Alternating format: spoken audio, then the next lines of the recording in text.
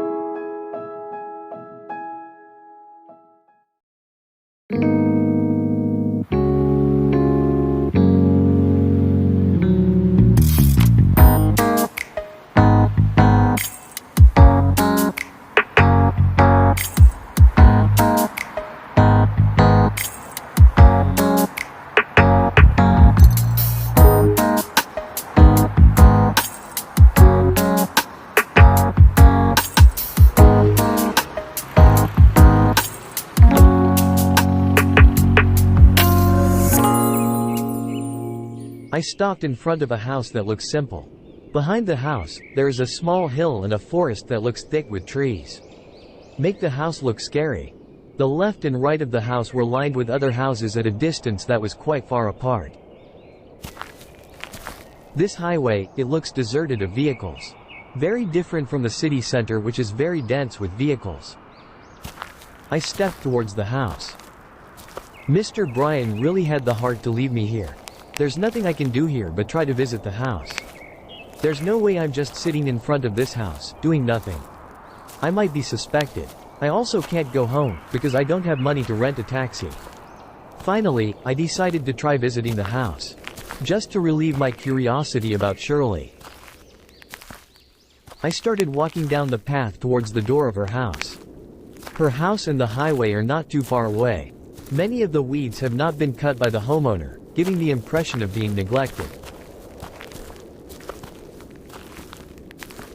I was really surprised when it turns out, the curtains in the house swayed.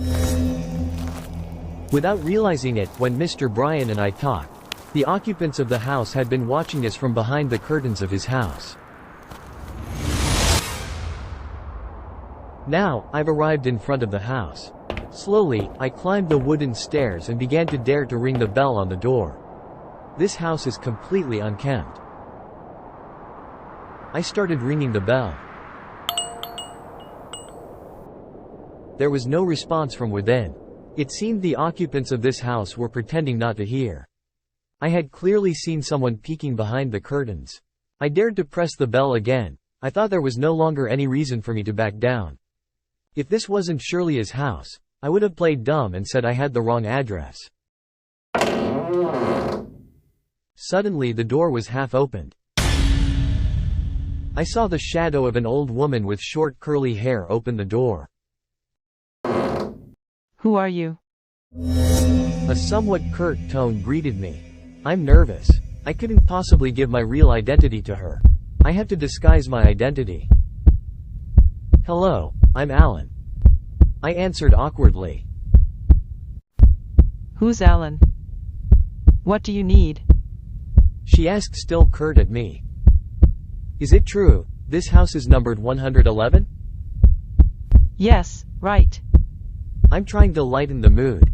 She continued with a sour face. I got this address from someone.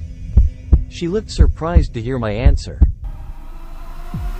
You know from who? Shirley.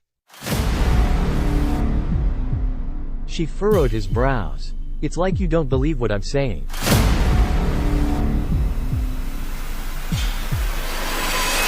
I'm looking for a girl named Shirley, I said again.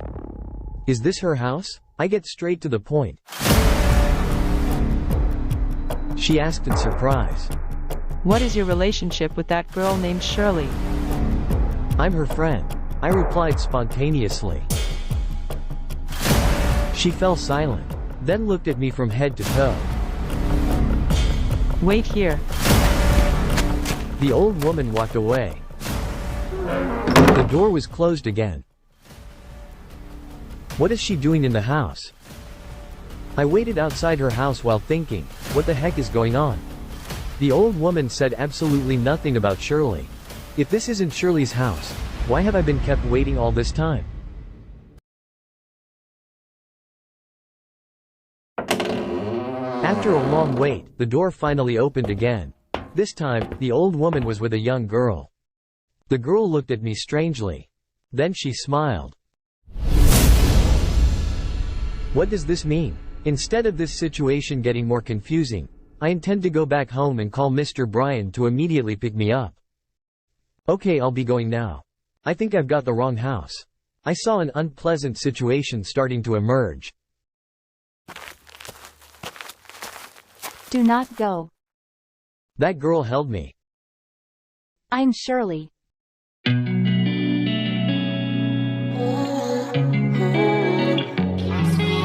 I pondered while looking at the girl.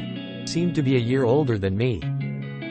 She has black hair and dark brown eyes. Is it really Sherlie? I ran through the physical features Sherlie mentioned in Alan's notebook. You're Alan, right? Yes, I know you. Is it true you are Sherlie? The girl who called me at that time? Yes, right. She said spontaneously while stuttering. The old woman who had been keeping an eye on me finally started to open the door of her house a bit wide. I really had no idea. It turned out that Sherlie's figure really existed, and was now right in front of me. My search finally paid off. Although, I feel guilty for not being honest by claiming to be Alan.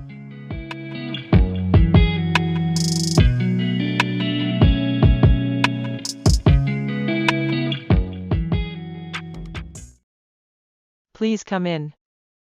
Somewhat awkwardly, I entered the house and was immediately invited to sit on a simple sofa in their living room. I saw that there were 2 bedrooms, a fireplace room to warm up, a dining area, and at the end of the hall, there was what might have been the kitchen. In my opinion, they haven't lived in this house for a long time, because there are still piles of household furniture that have not been tidied up. No wonder. In the courtyard there are lots of worn-out items piled up. As it turns out, those are the belongings of the old occupants of this house. The old woman then entered a room accompanied by the girl, who later I found out was her daughter, because she called the old woman his mother. I'm still observing around, occasionally checking my cell phone to make sure there are no messages or calls from Mr. Brian. The girl looks out of the room and approaches me.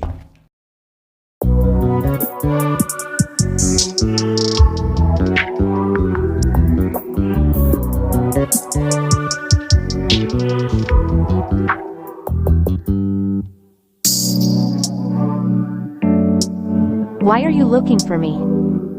Actually, I was looking for your home address. However, I just realized, it turns out that your house is close to mine. I'm lying a little. I can't possibly dismantle my identity by saying my home is in Badersville, Wesleyan, which is over 170 miles away. They will suspect me and will ask about my identity. On your phone, you said you told me to meet you here. She seemed to think for a moment. Oh yeah, I forgot. I told you to come here. Did you come here alone? Yes. Sherlie did not seem to believe my words. She got up and looked around the house. Her mother came with a hot tea and baked biscuits. Turns out I was wrong, they are both pretty friendly people. Drink, please. Is this house address easy to find? Alan? It's not too difficult to find this address. Moreover, I got a very detailed address from you. They both looked at each other. Yes, that's how it is. Sherlie was indeed friendly like Alan said in his book. But if I'm being honest, Sherlie isn't as pretty as Alan's notes say she is. She's also not as young as she mentioned when she called Alan. I thought maybe it was a trick to make Alan curious and come here. And I think the trick worked in getting me to come to Oklahoma to look for it. Alan, exactly what made you look for Sherlie? There's another reason you came here. I'm shocked to hear that. Her mother asked me the real reason I was looking for Shirley. Is it possible, I have to say that Shirley admitted that she was being held captive and asked for my help? But wait, isn't that a ridiculous excuse? Obviously, Shirley was in front of me. What's being held up?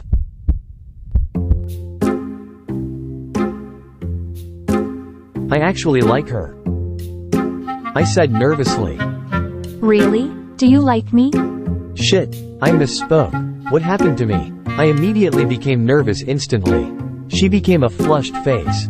Oh my god. I just smiled wryly. Suddenly, my cell phone rang. Mr. Bryan called me. I asked Shirley permission to step out into the yard for a moment to answer the phone from Mr. Bryan. Hello? I'll be there soon where I left you. Have you done? Okay, I'll be right there. I then hung up the phone. I returned to the living room and sat back on the sofa. Shirley and her mother looked at me with a slightly cynical look. I'm starting to feel bad. I asked permission to go home. Shirley, I'm going home now, I said to her as I got up to leave her house. Wait a minute, Alan. Give me your cell number. Shirley handed me her cell phone. I thought for a second. It's too risky if I give him my real cell phone number. So I decided to give Alan's cell phone number, which he used to communicate with Shirley. Also, that number is no longer active. My number is still the same as before, it's just that my cell phone sometimes loses signal.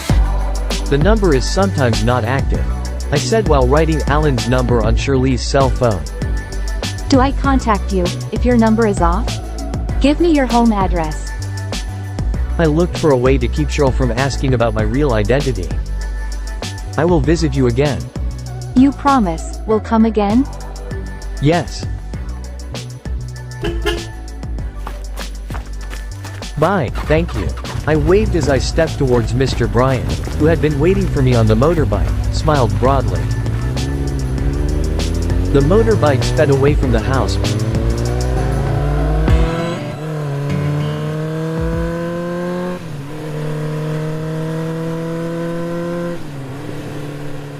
So, that girl, huh? Mr. Bryan teasing me. I am still very upset because he left, did not answer. Yes, I'm sorry for leaving you. I commend your courage. He laughed. I pretended not to hear what he said. He's still laughing. Actually, I feel relieved. Because Shirley wasn't held captive. I forgot something. What? No, I was just daydreaming. Mr. Bryan laughed, then continued to focus on driving his motorbike.